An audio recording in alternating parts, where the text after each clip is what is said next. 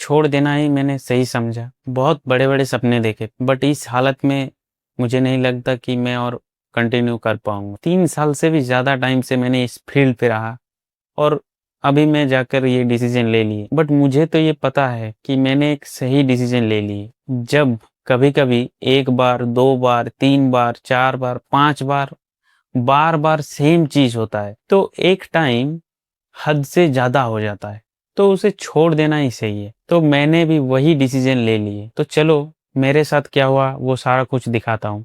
अभी मैं 2 महीने में जितने भी ट्रेड्स लिए हैं, वो सारा कुछ मैं स्क्रीन पे दिखाऊँगा और जिससे आप लोगों को एक आइडिया आ जाए कि क्या हो रहा है मेरे साथ, ठीक है?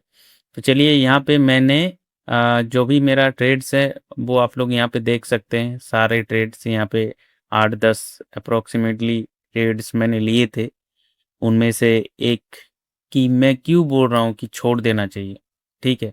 तो अभी मैं आपको आईआरसीटीसी का एक स्टॉक है, जब मार्केट अच्छा था, तब कैसे काम कर रहा था, वो मैं अभी दिखाने वाला हूँ।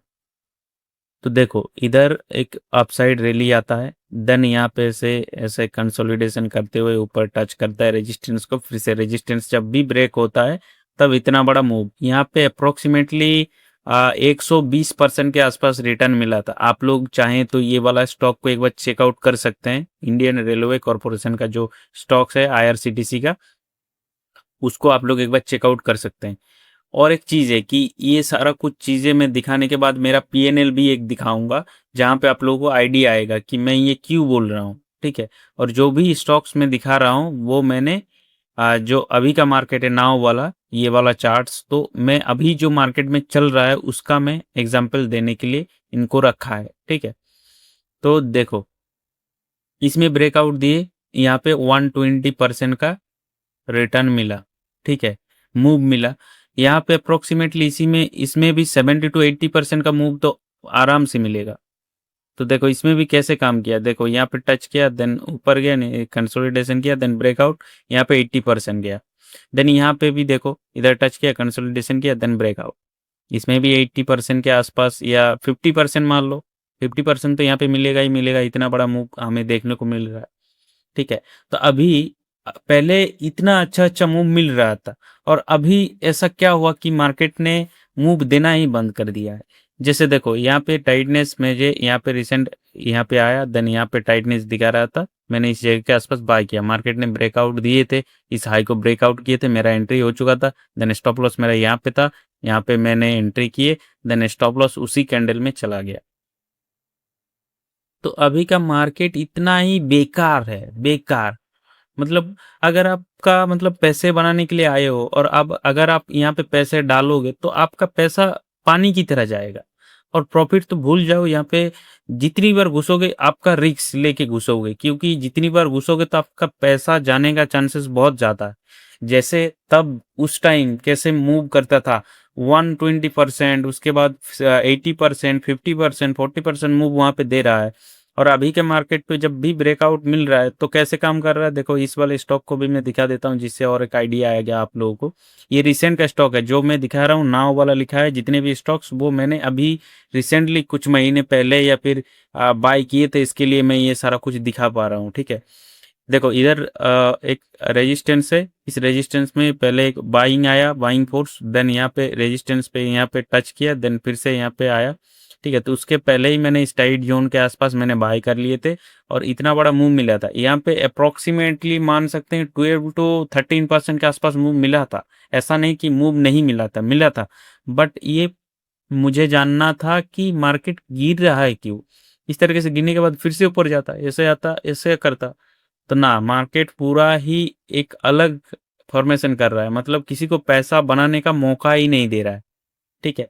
तो मार्केट का ओवरऑल सेंटीमेंट ही ऐसा है कि कहीं पे भी बाई करो, कुछ भी करो, आपका लॉस जाएगा ही जाएगा। ऐसा सिचुएशन आके खड़ा हो चुका है। चलो उसके बाद मैं पीएनएल भी दिखा देता हूँ तो जिससे आप लोगों को थोड़ा बहुत आइडिया आएगा। तो देखो पिछले महीने जून महीने में मैंने ट्रेड्स लिए थे।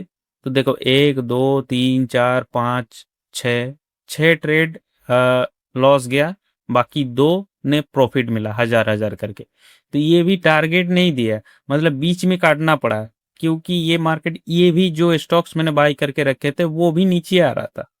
इसलिए मैंने उनको, जब मैंने सोचा कि रिस्क लेके आया हूँ तो कुछ लेके ही जाऊंगा, ओवरऑल मार्केट ही खराब है, यहाँ पे कुछ ना लेके जाऊं तो वो बहुत गलती होगा मेरे लिए। ठीक है, तो ओवरऑल यही था कि मार्केट का इतना गलती या इतना मार्केट खराब है, तो मैंने डिसीजन ले लिए कि कोई भी ट्रेड नहीं लूंगा।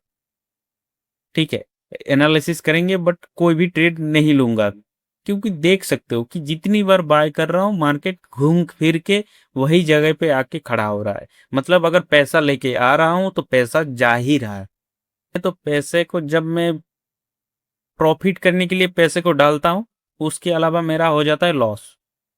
ठीक है, और जब लॉस को रिकवर करने जाता हूं तो बहुत ज्यादा प्रेशर आ रहा है, मतलब स्टॉक सही से दिख ही नहीं रहा है, कोई मूव नहीं कर रहा है। अगर कुछ अच्छा स्टॉक पकड़ रहा हूं तो वो मूव ही नहीं दे रहा है। मतलब अगर मैं इस स्टॉक को पकड़ा था तो इस स्टॉक में यहाँ से अप्रोक्सीमेटली, इस जगह से यहाँ तक अप्रोक्सीमेटली 16% मूव दिए थे। तो कौन सा स्टॉक है कि ब्रेकआउट देने के बाद नीचे आता है? कौन सा स्टॉक आता है? आप लोगों को तो ज्यादातर लोगों को पता ही होगा, जितने दिनों से आप लोग भी मेहनत कर रहे हैं। तो कौन सा स्टॉक ब्रेकआउट देने के बाद इतना जाता है तो शार्प नीचे फॉल होता है? मार्केट ओवरऑल ही खराब है, नहीं तो इतना बुरा सिचुएशन हमें नहीं देखना पड़ता।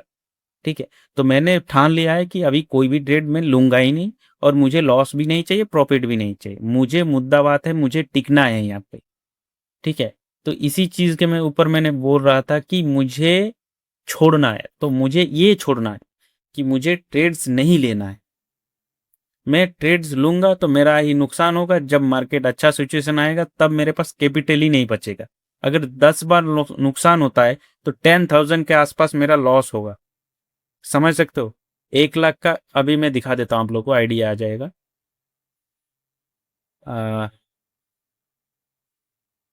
तो इधर आप लोग देख सकते हो, ये इधर मैंने कुछ स्टॉक्स अभी बाय करके रखे थे इसलिए। तो इधर आप लोगों को देखने को मिलेगा कि अप्रोक्सीमेटली 1,76,000 के आसपास यहाँ पे डिपॉजिट है। अप्रोक्सीमेटली मान सकते हैं आप लोग, यहाँ पे 2 लाख मैंने ऐड करके रखे थे। तो 2 लाख ऐड करने के बाद मैंने कुछ स्टॉक्स बाय किए थे, उनमें कुछ कुछ नुकसान हुआ है, ऐसा नहीं कि नहीं हुआ है, मार्केट सिचुएशन ही खराब है। इतना मतलब लॉस पे लॉस ही दिखे रहा है। मतलब देखो, अगर यहाँ पे 16% मूव मिला था तो मैंने यहाँ पे एग्जिट कर दिया, तो इधर मुझे अप्रोक्सीमेटली यहाँ पे 1,000 का जो प्रॉफिट मैंने दिखाया था। तो इसीलिए मैं बोल रहा हूँ कि आप लोग भी अगर डिसीजन ले सकते हो, तो आप अगर पैसे को बचा सकते हो तो बचाओ भाई साहब। अगर पैसे को नहीं बचा पाओगे तो आपका जब मार्केट अच्छा टाइम आएगा तब आपका पैसा बनेगा ही नहीं। ठीक है, तो चलिए आज के लिए इतना ही। अगर आप लोग को ये वीडियो अच्छा लगे तो वीडियो को लाइक कर सकते हैं, चैनल को सब्सक्राइब कर लेना इसी तरीके का वीडियो पाने के लिए इन्फॉर्मेटिव। तो चलिए आज के लिए इतना ही।